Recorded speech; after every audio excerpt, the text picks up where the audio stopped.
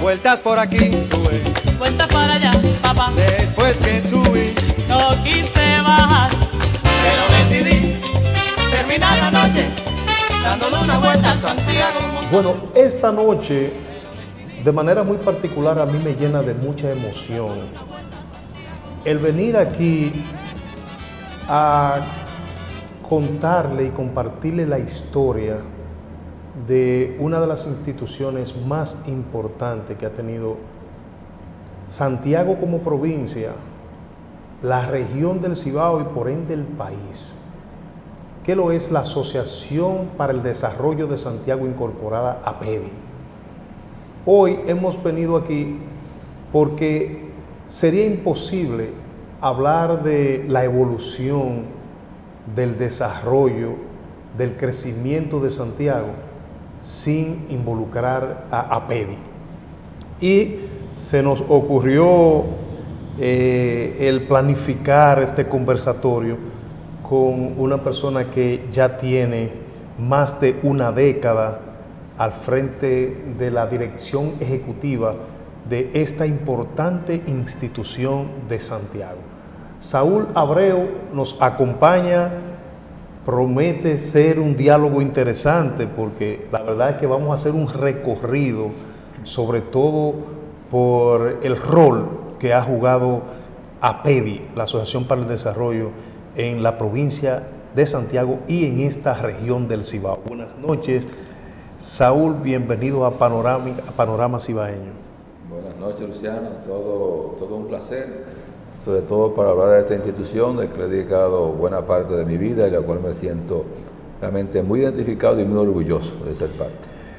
Saúl, debemos comenzar poniendo en contexto al país de cuáles fueron para usted la misión y visión que llevó a crear APEDI y cuáles fueron precisamente esas motivaciones principales que tuvieron esos grandes hombres que hoy lo tenemos ahí en fotografía detrás de nosotros como parte del mural de directores de APEDI.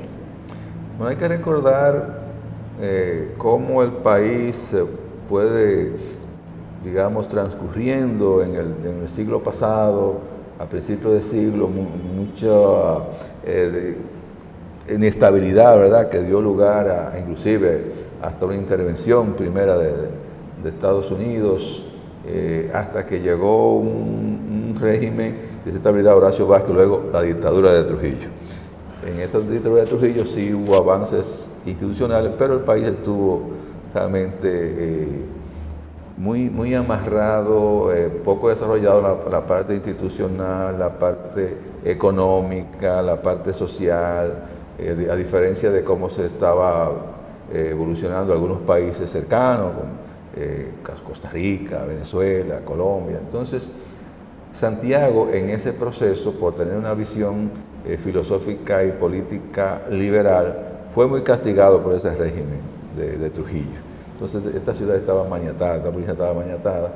Entonces cuando por fin el pueblo dominicano logra eliminar la figura principal de ese régimen de Trujillo, pues se abre el espacio para ver entonces qué se podía hacer para desarrollar el país. No se pensó Santiago, se pensó en el país, porque el país, al estar en ese proceso, carecía de ciertos servicios, de ciertas entidades que apoyaran lucrar la economía y el bienestar de las personas. Entonces, cuando se da esa oportunidad, este grupo de jóvenes que se reúne, personas que muchos de ellos habían viajado fuera de Estados Unidos, Europa, que tenían una experiencia, una visión y un deseo de aportar, se reúnen y la pregunta básica que se hacen es ¿qué hay que hacer para desarrollar el país?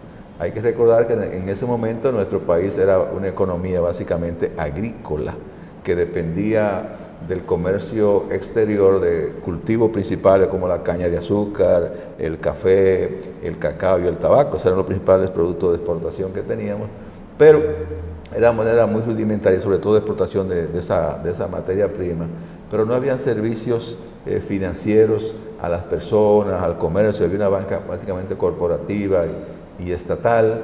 No había una educación accesible a la población general. Recuérdense que en ese momento solamente existía una universidad, la Universidad Estatal, con una filosofía determinada.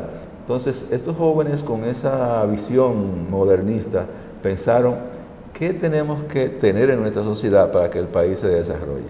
Y pensaron en tres aspectos básicos importantísimos: servicios financieros, acceso a financiamiento, acceso al ahorro, servicios de salud y educación. Esencialmente educación, pensando sobre todo en qué tipo de economía teníamos en ese momento y hacia dónde podíamos avanzar. Por eso se crea una escuela agrícola, ¿verdad? Sí, el Instituto de Agricultura. Y precisamente, Saúl, quisiera referirme a eso, porque la verdad es que quienes conocen a Santiago saben que parte de la institucionalidad que existe hoy en día, parte de las entidades que son y que han constituido el desarrollo de la provincia de Santiago, surge de una entidad como esta, con estos grandes hombres que decidieron emprender camino hacia una provincia ya más consolidada. ¿Cuáles son los proyectos para ti más emblemáticos impulsados por APEDI y que hoy en día lo tenemos como algo tangible de la ciudad? Hay tres entidades, ¿verdad?, que surgen en ese proceso inicial, en esa fase inicial de APEDI, que llenan de orgullo porque son entidades muy fuertes a nivel nacional, en la parte educativa, el caso de la hoy Universidad ISA, de Agricultura, Universidad Agrícola, que es la Universidad Agrícola por excelencia del país, la Asociación Cibao de Ahorros y Préstamos, que se creó con el objetivo de que los trabajadores, la clase trabajadora pudiera tener acceso a una vivienda, y el Banco Popular Dominicano, precisamente con un banco para el servicio a las personas y al comercio. Y esas tres entidades pues tienen toda su historia. En ese proceso también la asociación ayudó a crear otros espacios de desarrollo, como fue conjuntamente apoyando a la Iglesia la creación de la Madre y Maestra, la primera universidad privada del país, muy, muy importante. Pero inmediatamente se pensó que la región, todo lo que era el Valle del Cibao, debía desarrollarse preservando sus recursos naturales, preservando el agua. Por eso se planteó la creación de una autoridad del agua en la cuenca. Se tenía la referencia de la autoridad del Valle de Tennessee, muy exitosa y muy emblemática. Eso no cuajó porque no encontró, digamos, terreno fértil a nivel del Estado, aunque se llegó a aprobar un proyecto de ley, pero vino entonces el proceso ahí de inestabilidad, producto del golpe de Estado, ¿verdad? Luego los gobiernos que sucedieron y hasta la revolución de abril, y eso pues dejó a un lado esa iniciativa. Más adelante, en ese mismo proceso, la asociación incide en que se construyó la primera presa, sistema de presa del país, que es el sistema Tavera Bajos, ¿verdad? Y luego, para preservar el agua que llega a la presa, pues entonces también la asociación, conjuntamente con la Madre y Maestra y la Iglesia, crea el Plan Sierra, que es otra entidad también en la cual tenemos que hacer referencia. Pero también para la misma época, 79, creó el CIMPA, una entidad que ayudó muchísimo a la repoblación porcina. Recuérdense que producto de la fiebre porcina africana hubo que eliminar la población de cerdos en el país. Un proyecto experimental agrícola modelo que para esa época estaba bastante adelantado. Así es. Y pocos años después, cuando todavía no se hablaba aquí de pequeñas y medianas empresas, pymes, APEDI crea un programa de apoyo a la pequeña empresa que fue PROAPE, por 81, 82 en esa época, pero luego entiende que sin financiamiento no era posible introducir mejoras en esa pequeña empresa. Por eso crea entonces el Fondo para el Desarrollo de Santiago, FONDESA, que opera como un departamento de APEDI por una década y luego se decide convertirlo en una ONG independiente. Entonces surge FONDESA, que llega a convertirse en la entidad microfinanciera ONG más grande del país. y con un tope de crecimiento. Por eso se decide entonces que en el seno de Fondesa se cree entonces Banfondesa, que ya es un banco que está en mucha de la provincia y que lleva realmente un ritmo de crecimiento. Pero en ese mismo proceso de buscar dos aspectos básicos de lo que es el desarrollo y bienestar de Santiago, lo que es la competitividad, ¿verdad? Y lo que es la habitabilidad.